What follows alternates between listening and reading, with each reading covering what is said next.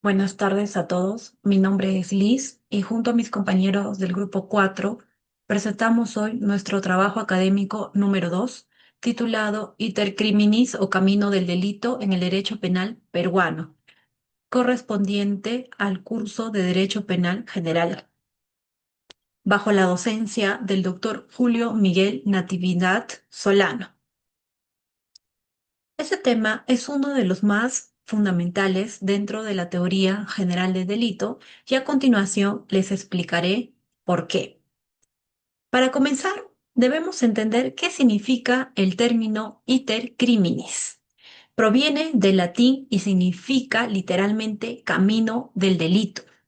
Este concepto describe el proceso completo que sigue una conducta delictiva desde el momento en que nace como una simple idea en la mente del autor hasta que se concreta en su consumación. ¿Por qué es tan importante estudiarlo? Porque constituye una institución fundamental de la teoría del delito. Nos permite saber exactamente en qué momento una conducta pasa a tener relevancia penal, es decir, cuando el Estado está legitimado para intervenir y sancionar.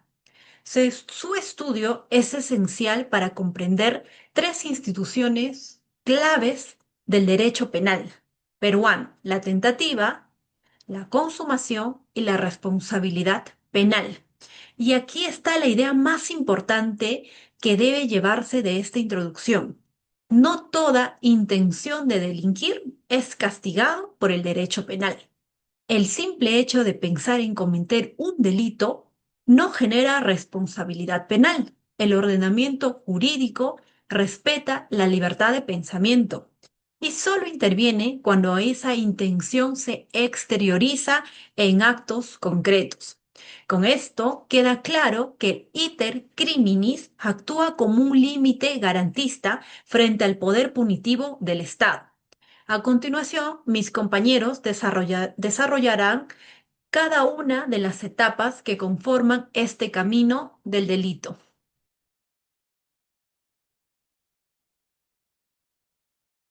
A continuación explicaré el concepto de intercriminis. El término de intercriminis significa camino del delito. Se refiere al proceso que sigue una conducta delictiva desde que surge la idea hasta su consumación y agotamiento. Su importancia radica en que permite determinar cuándo una conducta adquiere relevancia penal. También ayuda a establecer el inicio de la responsabilidad penal y los límites de la intervención del Estado. Además, protege los derechos fundamentales y garantiza el respeto al principio de legalidad. Como idea clave, debemos recordar que no toda la intención de delinquir es castigada por el derecho penal. Ahora explicaré la estructura general del intercriminis. El intercriminis se divide en dos fases: la fase interna y la fase externa. La fase interna comprende la ideación, la deliberación y la resolución criminal. Estas etapas ocurren únicamente en la mente de la persona. Por otro lado, la fase externa incluye los actos preparatorios, los actos de ejecución, la tentativa, la consumación y el agotamiento. En esta fase donde la conducta se exterioriza mediante acciones concretas. Por ello, solo la fase externa puede generalizar responsabilidad penal. En conclusión, esta división permite identificar cuando una conducta puede ser sancionada por el derecho penal. Con esto concluimos la explicación del concepto y la estructura general del intercriminis. A continuación, mi compañera continuará con las siguientes etapas del desarrollo del delito.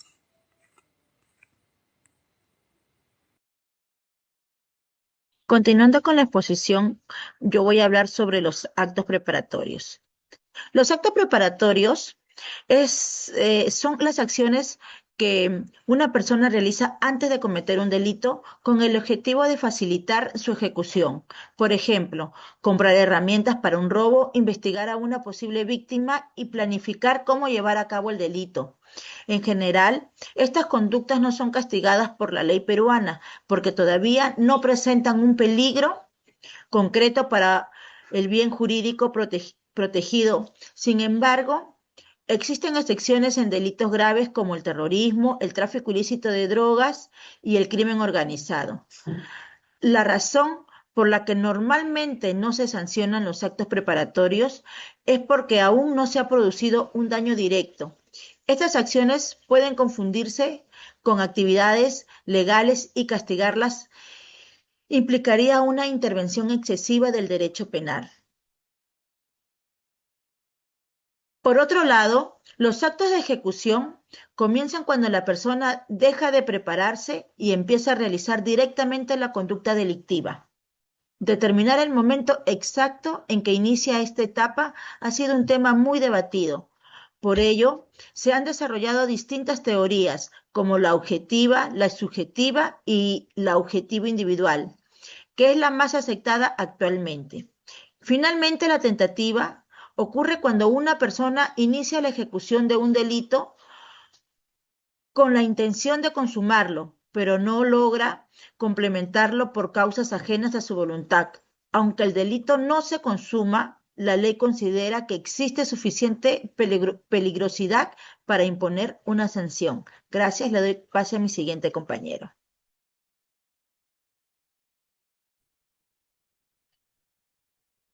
Los actos de la ejecución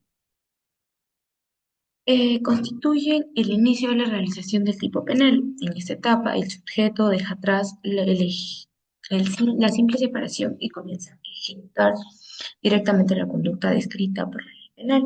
Determinan el momento exacto en el que comienzan los actos de ejecución, constituyen uno de los problemas más comunes. Tenemos la teoría objetiva. Según esta teoría, la ejecución comienza cuando el autor realiza actos que forman parte directamente del tipo penal. En la teoría subjetiva consideran que el inicio de la ejecución debe determinarse atendiendo a la voluntad del autor y al plan criminal. En la teoría objetiva individual es la posición predominante en la doctrina moderna, que combinan elementos objetivos y subjetivos para determinar el inicio de la ejecución del delito. En la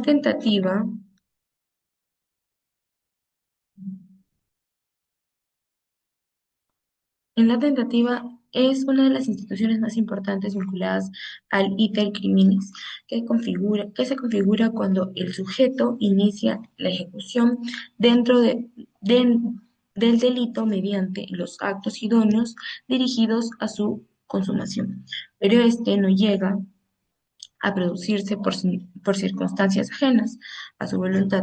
Según el artículo 16 del Código Penal, establece que en la tentativa el agente comienza la ejecución del delito que decidió cometer sin consumarlo. Gracias. Le doy el pase a mi siguiente compañero.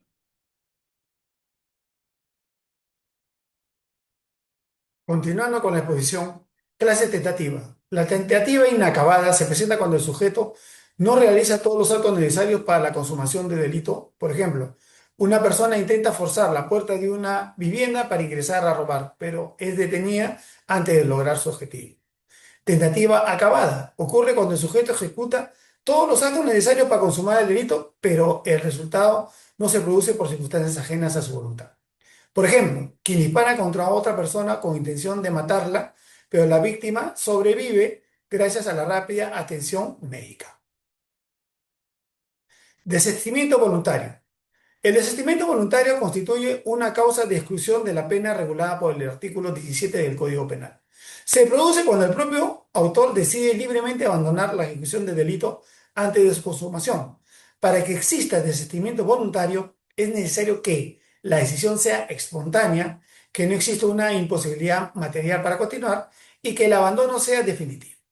El fundamento de esta institución radica en la reducción de la peligrosidad demostrada por el sujeto y en razones de política criminal orientadas a incentivar el abandono de conductas delictivas. A continuación, mi compañero.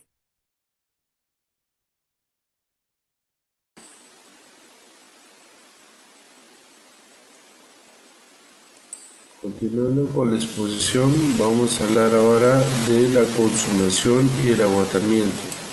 La consumación se produce cuando se cumplen todos los elementos del tipo pena.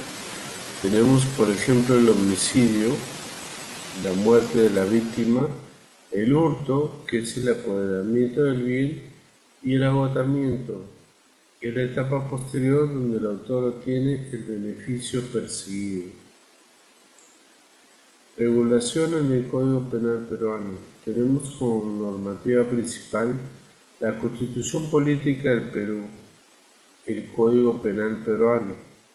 El artículo 16 que habla sobre tentativa, el artículo 17 que habla sobre el desistimiento voluntario y los principios aplicables que tenemos el principio de legalidad, el principio de lesividad, el principio de culpabilidad y el principio de proporcionalidad. A continuación doy paso a mi compañero.